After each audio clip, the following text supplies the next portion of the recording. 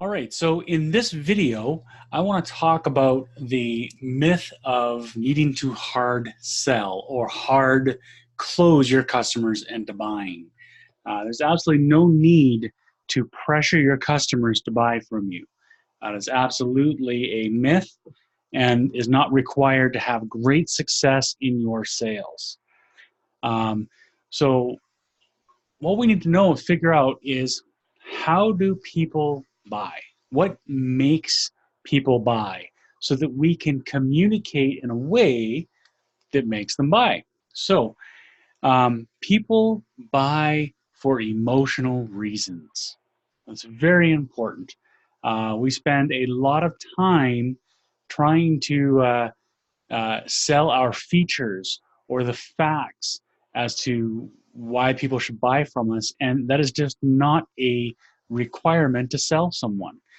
In fact, if you do any research on any of the sales studies and sales training, they will all tell you majority of people buy for emotional reasons, and they just use the facts afterwards to justify the purchase. So um, let me put it this way. Has there ever been a time when you have bought something that you really shouldn't? You really shouldn't have. Maybe your budget was a little tight, or maybe you didn't talk about it to your spouse beforehand, and you know they're going to be upset about it. But you've got to present this in a way to make them understand that it was a good idea. It was a good purchase. And you start then going to all the facts as to why you bought it. Yeah, so you're trying to justify with the facts. That is how our minds work. But you bought that thing most likely for an emotional reason, for the way it made you feel. That's why you bought it. So definitely keep that in mind when you're explaining things to people, using emotions to sell. An example for this might, let's just say, um, you look at a vehicle and it's got a battery that is 5 years old, 6 years old. It's at the end of its life cycle. Well, it probably could last another 6 months or a year. You just don't know, right? And you think it's the best interest that this customer replace the battery before it dies. And so you can say, Mrs. Smith, I just want to show you here. We can see your battery was 5, 6 years old now. It's past its lifespan. Yes, it could last 6 or 8 more months for you. We honestly can't tell you. But what we want to try and do is take preventative measures.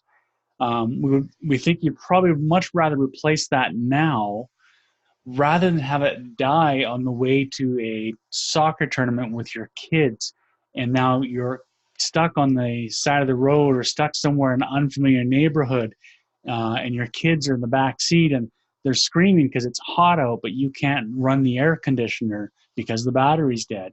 And now you're waiting for an expensive tow truck to pick you up and then possibly take you to a shop that you don't trust. And so we want to help you avoid that situation, right? I mean, by telling that little bit of a story, engaging in a story with the customer, their story, what could happen, how much more likely are they now going to buy versus saying, yeah, your battery's 6 years old, it could die, you should replace it, right? Pull them into their story. You know, Mrs. Smith has 2 kids. You know that they go to soccer practice. You should know these things about your customers. So use the emotional stories to connect with them, your relationship to explain it. And also, you want to make sure that the pain that they're going to receive by not buying the service is greater than the pain of buying the service, right? You're explaining that this could be hugely inconvenient, could cost you a tow truck, could cost you more down the road versus just doing it now while you're here. So very important to utilize that. People buy from people they know, like, and trust. This is huge. This is why building the relationship is important. It's important to know that Mrs. Smith has 2.5 kids and drives the average vehicle of 11 years old or whatever it is. It's important that you know that. And I'm going to drop a quick hint here as to how you can do that. Some people think that Facebook can be a suck of time. Some people don't realize the value that Facebook brings us today. Some people don't realize how much easier it is to connect with people. And some people think that Facebook is just, no, I do that on my personal stuff. I don't want to intermingle my business with that. That is where you're really missing the boat on your sales. If you can friend your customers, if you can be in a relationship with your customers on Facebook, it is so much easier to maintain that relationship today than it has ever been. In 20 minutes every morning, you can jump on Facebook, look at your feed, and quickly throw a like, a heart, a comment on something that a customer of yours has posted, right? People want to feel a sense of worth.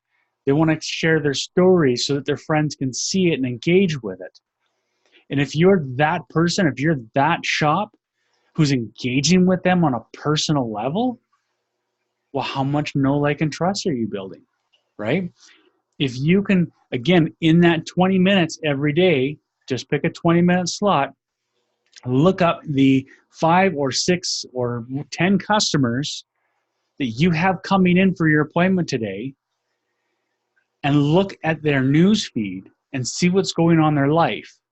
So less than a few minutes each, and quickly look and see what is going on in their life. What are they proud of? What are they posting that they're in love with? Are they posting their kid's report card, their kid's sports tournament, their whatever it is they're doing? Take a quick note so when they come in the door, you can greet them, say hi, and say, oh, I seen that Johnny won that soccer tournament. That is fantastic. What does that do with the relationship? It builds the know, the like, and the trust. You're getting into some personal stuff before diving into the sale. Huge relationship builder.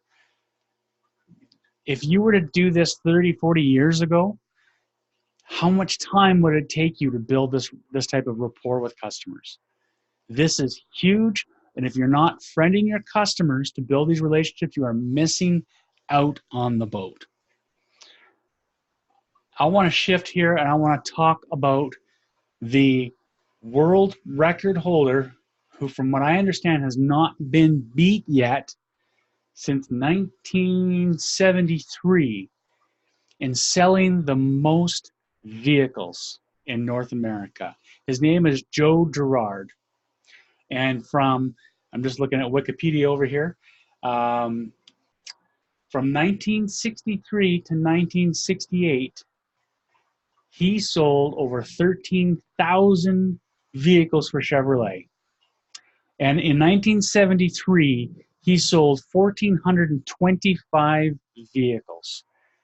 Do the math on that. I think it's probably somewhere close to 6 vehicles a day or something. What car salesman do you know that's selling like that? Like, that is incredible. And he didn't have the technology that we have today. Like, to me, car salesmen should be beating this guy's butt hand down. And no one does it because they don't build the know, like, and trust. They don't focus on the relationship. They're focused on the here and now. This is the cars I got in, nothing more. And I'm sorry, but service advisors are leaving it up to the shop. They say, well, it's the marketer's job to build the relationship when they're not in the shop. And they're leaving it at the shop. They're leaving it to the brand. You're hiding behind the logo to get the shop to maintain that relationship for you. And that doesn't work. Why? Because most shops are marketing, they're branding, they're hiding behind their logo. They're not connecting you with the customer, you with me. And so what did he do that was different? Some of the things that he explained that he did back then. He did handwritten newsletters, or typed, he hand signed them to his customers once a month. He himself, not Chevrolet, he himself signed each letter that went out. He stamped and hand wrote each envelope and sent it to the mail, every customer of his, once a month. Now, there are ways to do this that is more efficient. There are ways to do this that can be cost effective, time efficient. And when he got super busy, he ended up hiring someone to do this. Again, Chevrolet didn't do this, he did it. Now think about it. Most customers would come and buy a vehicle every 4 or 5 years. So he had to make sure he was top of mind every 4 to 5 years to ensure he got that customer back. You only have to be top of mind for 3, 4, 6 months. It's not near as long. So this should be a piece of cake. When he was in the peak of his career, you had to book an appointment with him on his calendar in advance to come and buy a car. Can you imagine that? That's the type of personal brand that you want to make. You want it so that when people call into that shop, when people drop in, they say, I want to talk to him. He's the guy I deal with. I want to speak to him. I will not talk to anyone else. Because your relationship is so strong that they want to support you and they want to talk with you. And so today with Facebook, you can do that so easy and such little cost. All you got to be willing to do is say, you know what, let me clean up my Facebook profile. Let me clean up some of the stuff I post. Let me treat this personal, professional, right? Still be personal, but watch some of the things you post and create engagement and relationships with your customers. Not only does this benefit you now, but this will benefit you in the future. What happens when you make a career move? What happens when the shop shuts down or you decide to get into a different position in the world? You can simply tell your people on Facebook and they will follow you. If you went to a car salesman position instead of service advisor, you now have a whole bunch of people who own cars, who have relationships with you, and they will consider buying a car from you if that's what you do. I'm just putting that out there. I know a lot of service advisors who moved on to become realtors, right?